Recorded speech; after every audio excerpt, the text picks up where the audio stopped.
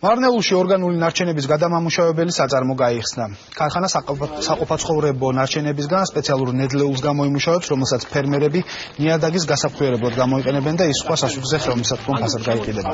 ახალი საწარმო გერმანიის ქალაქ ვეცენჰაუზენში არსებული საწარმოს ანალოგია, მისი მუშაობის ტექნოლოგიას ქართველი სპეციალისტები გერმანიაში ყოფნისას გაეცნებათ.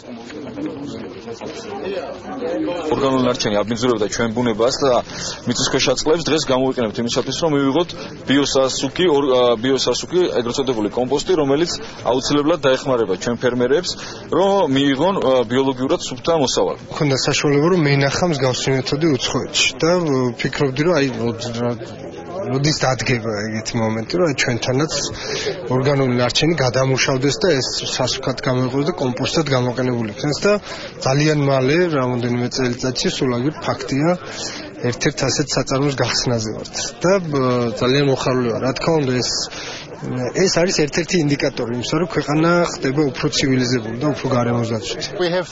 35 წლის წინ გერმანიაში ეს ტექნოლოგია დავნერგე. ორგანული ნარჩენებისგან დავამზადეთ სასუქი კომპოსტი. ეს ტექნოლოგია გაუზიარეთ ქართულ სპეციალისტებს და დღეიდან კომპოსტის გამომუშავება მოხდება მარნეულის საწარმოში.